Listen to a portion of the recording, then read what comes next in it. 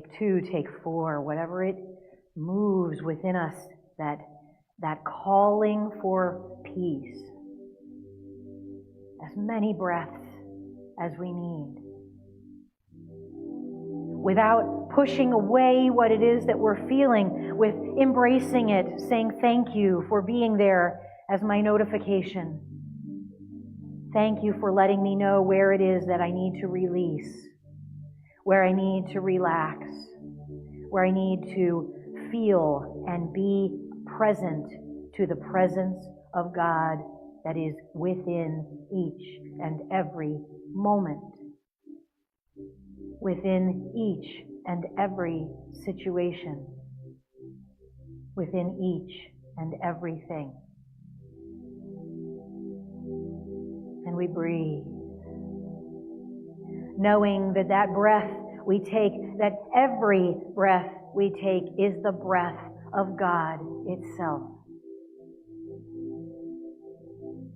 Maybe that word isn't God for you. Maybe it's source. Maybe it's creator. Maybe it's universal law. Whatever that presence is called within you. That presence that is the oneness that we are all a part of. We just lay back and lean into that presence. We just allow ourselves to feel what it is we're feeling, to reveal what it is that needs revealing, so that we might heal what it is that needs healing. Whether that's physical, whether that's emotional, whether that's spiritual, it's all energy. And right now we take a moment to really, really know and remember that we are within the presence. And the presence is within us. We're made of God's stuff. Everything is made of God's stuff. Even those situations that we don't like. We expand into that awareness in this moment that whatever it is, wherever it is, the divine is in the details. The divine is working through and as and in and with all of it. All of us.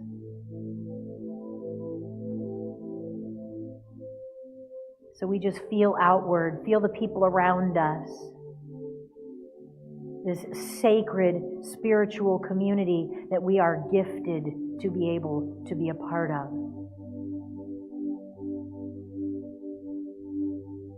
That wraps us all in the unending, ever-present love of God. We just take a moment to just send that love within this room, to everyone here, to everyone virtually with us, to everyone with us no matter what day they find this message virtually.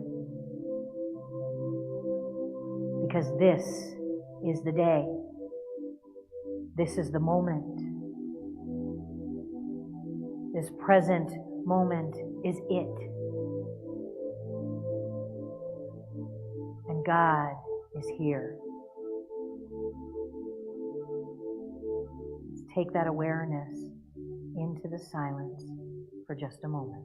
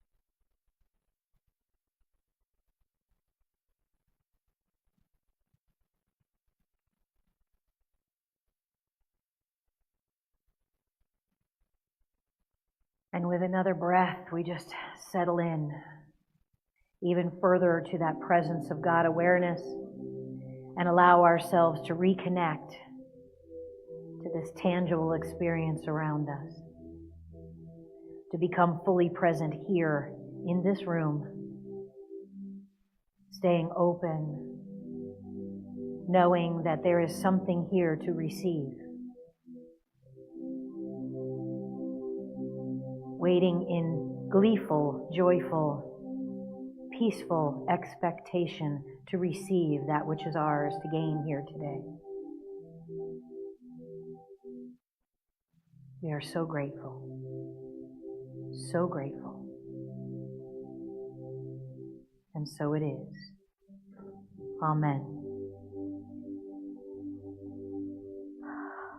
If you ever come in here feeling the need in the morning for a little extra light, for a little extra love, for a little extra prayer, for prayer support for someone else, for prayer support for you, whatever it is, feel free any day to come over and light a candle. Take a moment, light a candle. Also, please know that when I'm not on the floor before service, I am around, and I am always happy to hold things in prayer with you. Yes, even 5 minutes before service. And Mike is here as well. We have prayer chaplains here. We have a prayer team. If you ever are feeling something on your heart or on your spirit that needs exploration, that needs love, that needs a little extra moment, we're here. You know, this doesn't just come together in 10 minutes on Sunday morning and we just show up here a few minutes before service and woohoo, here we are. Tina's here at like 8 o'clock in the morning. The things are set up the night before. We're working this all week. And so just know this is what we're here for. This is what I'm here for. You know, I was thinking about it this morning, waiting with Bernice as we were waiting to safely pick her up. And I thought, I'm probably not the best person to be sitting in this, where I'm sitting, because we've got a service to start and I got to make sure everything is going. And we are who we are. And if you don't know that about me already, if there is a burning building, I will run into it. I'll call 911 first. See, this is the thing. So in February, we're talking about growing in love. This year, our whole year is thriving. That we are alive to thrive, not just get by, not just show up and do the minimum, not just squeak along. But we are here to thrive. And thank you, Greg. And by the way, if you guys ever want to clap or say something or do an amen, don't be afraid, I won't bite you. I love that stuff. Mike had said it one Sunday too. You feel free to respond. Yeah. I mean, even if you're like, I love knowing where we are. This is an interactive process for me. And you guys don't get to know this, but I get to feel all of you up here every Sunday. I get to watch faces. I get to see what's happening as I'm talking. And I get to see kind of where things are landing sometimes for people by the response that I'm getting on there. And sometimes I get and for me, you might know this about me already, but for me, this is as welcome as this. Because I need to know what's happening. We are connected in this journey. And if I'm up here tooting my own horn and you don't even know what kind of horn it is, I'm not doing my job and I'm not here in a practical way. And we are practical spirituality. We are practical Christianity for those who would consider themselves Christian. That's why this Sunday my talk is where the rubber meets the road. And it's so funny because I say this off and on that, these talks are planned months ahead. Sometimes it's only a month. Sometimes it's 2 or 3 months. This one, we're in February. I think I put these out sometime in November. And so there's never a mistake in a talk title. in a subject that's supposed to be brought. Have we even seen this morning how many instances of where we are here in a practical spirituality, because a practical spirituality has the ability to bring people through tragedy and strife and crisis in a way that is landed. Yes, thank you. Yes. You didn't see anybody around here this morning running around like their hair was on fire. Did you notice that? We just went right to what we needed to do, and we landed with Bernice. That's what it's about, right? And so that's what it's about when we're walking our spirituality every week. If we want to be love, if we want to be peace, if we want to show up in a way that has the ability to affect this planet, we got to land in it. We've got to own it. We've got to embody it. We've got to indwell our bodies and our experiences so that they might change us and change the world that we see and experience and create. That's why the rubber's got to meet the road. You know, here in Florida, we know the whole deal of hydroplaning on a road, because when we get the slick of the rain in the summer and there's so much oil in the roads that we can hydroplane. And when that happens, our car is not connecting with the road. Our car is floating on this greasy, watery, thing between. I can't tell you how much time I have spent in my life on that greasy, watery thing in between. You know, I mean, how many times are we like, oh my gosh, where am I? What am I doing? How am I? We need to land in it in order to affect what's happening around us. Whatever it is. Whatever it is. And when we're running around like our hair's on fire, nobody's helped. I had that conversation with someone this week. We were talking about, and in meditation. So this, every Wednesday, whether it's the first and third, it's in the morning, and in the second and fourth, it's in the evening. We meet in our prayer chapel back there, the room with the windows, if you don't know where it is, and we do about a 20 minutes in the silent meditation, and we check in, and then we do a, heaven only knows how long, talks with Trish. Because when I first set that meditation, meditation is very important to me. Connection is very important to me. Connection with my higher power, connection with that force that drives my life is so imperative to me. And I try to spend as much time as I can in it. And so when I first came here, I thought, we got to do a meditation group. I want to connect with everyone in the middle of the week and see how we're doing. And so we started with just a meditation group. And some of those Wednesdays, it would be 35, 40 minutes, and we're still checking in. And we haven't meditated. And I realized that many of you like to talk as much as I do. So that's why we started Talks with Trish. So when we come to the meditations, there's the meditation, and sometimes there's a little bit of a talk because there's something way up for someone before we even try to meditate. So sometimes we'll talk a little bit and then meditate and then move into the Talks with Trish. But the whole idea for that is I'm landed in it, you guys, and we can't, as I keep saying this morning, what you can't be with will never let you be. What you can't be with will never let you be. When you think you're pushing it down or putting it out of your awareness, or I'm not going to do that now, I'm going to eat a half a pint of ice cream and I'm not going to think about it, or I'm going to have that drink and not think about it, or I'm going to call that person that will commiserate in this with me and sink into how crappy this is. I learned a new phrase this week at midweek meditation. No, it was before then. We can get stuck in the suck. Thank you, Karen. We can get stuck in what sucks.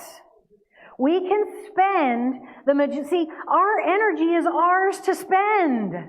No one else can spend it for us. We like to think that people are spending it for us because they did that to me. Or he said that and then I needed to do this. No. When someone falls, you can have the presence of mind to be there landed and decide what is best next to do. Or you can run around getting stuck in the suck with your hair on the fire and not accomplish anything. We have to get clarity in order to see. You can't see yourself in a boiling pot of water. So when you're boiling, when you're up like that, take a moment, take an opportunity, give yourself the gift of stopping for a second and taking a breath. The breath is it. The breath connects us back to, wait a second, I don't have to freak out here. I am connected to God. That's where the rubber meets the road. That way, if I am looking at something and I think, I hate this. I hate it. I don't want to be in this.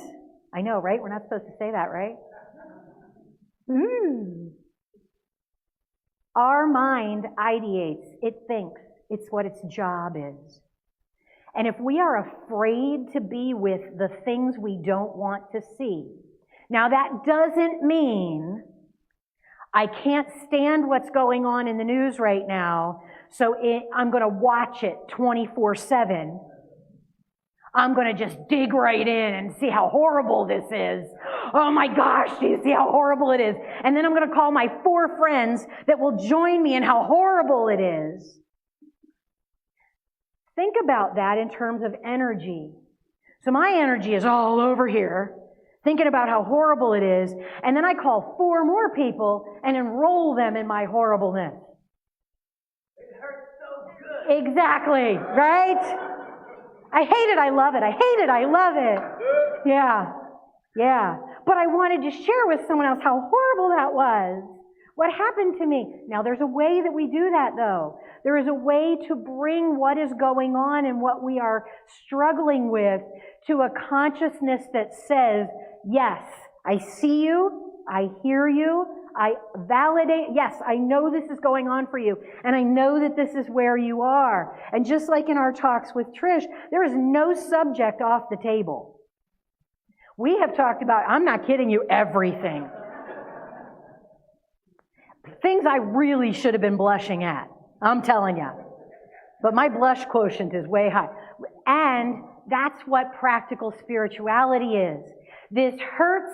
I need someone to hear that it hurts, and I need them to be able to hold this hurt with me, knowing that there is light at the end of the tunnel and it's not a train.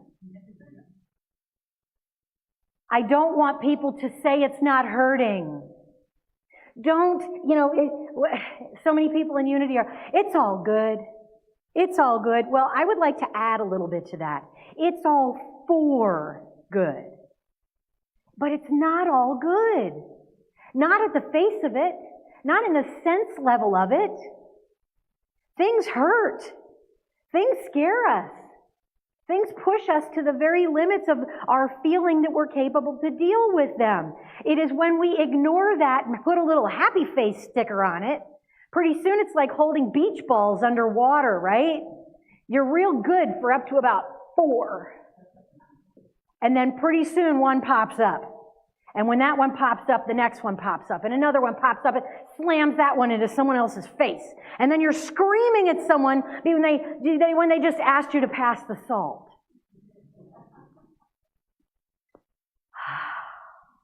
What you won't be with will never let you be. If you want to grow in love, if you want to thrive, we don't like discomfort. Gosh, I know I don't. I don't like discomfort. And if we can be with that discomfort, knowing that it's a notification, it's a ding, it's an amber alert, it's a fall. It's something saying, pay attention. Wake up. I'm trying to tell you something. That fall may have happened because Bernice tripped, and that fall may have happened because what they found out when the ambulance came is that her blood pressure is through the roof. Okay? So let's think about that. Where is it in our lives that we keep trying to ignore the symptoms because we're so afraid of what the cause might be? It is in being with the cause that we learn to heal it. Can we do everything about everything and fix everything? No, and it's not ours to do. The only thing we have control over in this world is this real estate. And sometimes it doesn't even feel like we got control over that. And that power word, and it is up to us to lean into what is happening in front of us, to be present in the present, because that's the only moment we can do anything about anyway. I have heard so much doomscaping. Woo! That it's a constant take a breath. It's a constant reconnect. Yeah, there's a lot of stuff that might happen. There's a lot of stuff that's happening right now. And if we can be present in the present, see, things happen on large global scales, but our lives, and I've said this a few times now, our lives happen at the individual level. So we know that there might be something out there happening right now that you just cannot stand. And the only way you can do anything about it is to let the boiling stop, to get to a centered and stilled space so that you might be able to decipher what is yours to do in it. If we are running around like a crazy person, there's no stillness there. We need to find the center. We need to find the root. We need to find the presence so that we might move forward in that, knowing and seeing that, yes, this is happening. And you guys know, some of you are newer, so you might not know, and is my favorite word. It is a powerful, powerful word. And I would invite you into the philosophy of and. The gospel according to Trish. See, because a lot of times we will say, blah, blah, blah, blah, blah, blah, blah, blah, blah, blah, blah, blah, but, da-da-da-da-da-da-da. And what but means is everything I just said, this is what I really mean. What I'm about to say. What comes after the but. So we can take that as an invitation. That's kind of one of those human nature things. We're processing something in our mind, and so we're saying something about it. And as we're processing it and the words are moving through us, we're getting to a different space of where we are with it. That's why we go, but. If you can step into the presence of who you are and what is inside of you and what is growing in us, I invite you to watch your butt this week. I don't know how many people got that advice in church this morning. But I invite you to watch your butt this week. Anytime you hear yourself saying but, think about that process that's happening. In order to affect it, we need to be real. We got to know ourselves really well. We've got to know what's going on in here and what we're processing and what we're growing through. And we've got to look it square in the face and say, I see you. Thank you for the notification. And so if you get to a point of a but, think about what's about to come out of your mouth. Think about what that means about where you are in the process with what it was you were expressing. And I invite you to change the but to an and. Because we need to link those two pieces together. It's all about both and. I believe this, and I believe this. And sometimes, while I'm saying this, I don't even realize I'm believing this. So if we can connect those two pieces with a lovely little and, it can change everything that comes after it. Because often we'll say the nice thing before the but. And then we say this icky thing after the but. You know, gosh, I really love hanging out with you guys, but you know, it just takes so long, and everybody's got to say stuff, and so you see even what happened in my body language, even saying that. I would love to go to the movies with you, but I don't have enough money this week, and I'm going to feel it in your body. And if you step into the world of and, the wonderful world of and, you will start to change what you say when you get there in the sentence. It took me years, so don't think this happens overnight, because it took me years. Because I started to feel that energy pattern in my body. I would say, God, you know, I'd really love to go on vacation, but, and the energy would lower, and I would start coming up with all the reasons I couldn't. But if I said, I'd really like to go on vacation, and it started to make me think of, well, and how can I? What can I put into place so that I can? It just changed everything for me. So this week, step into the philosophy of and. Be in the space of and. Boy, I had a lot of cool stuff I was going to say. And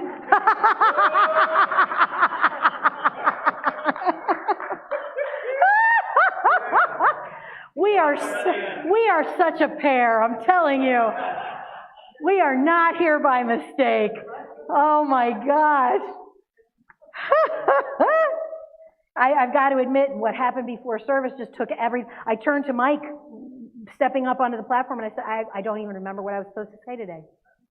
So that's what can happen, guys. Stuff can happen in a minute that pulls us right out of all of those great intentions we had. And we can either stay in the spin and get stuck in the suck. Gosh, I sort of feel like I should say sorry, but I'm not. So we can do that. That's a choice. It's all about choice, and it's not about denying it, because what we can't be with won't let us be, so we need to be with it. Yes, I feel like this about it, and this is what I can do, because this is what I am. This is what I'm made of. I'm made of God's stuff, for heaven's sakes. Right? We are made of God's stuff. Don't smaller yourself. Grab onto it. Ride it. And allow yourself to be that. I had great quotes. And I'm going to share one or two, and then we're going. In a time of destruction, create something. Maxine Hong Kingston said that, and I would add to it, create something beautiful. Because that's going to make the difference. That's going to be the light for someone that is stuck and can't see it right now. Say what you need to say in safe, sacred spaces where people can hear it and love you through it. And for God's sakes, come here. Let me love you. Let us love you. Yes. And so it is. Thank you.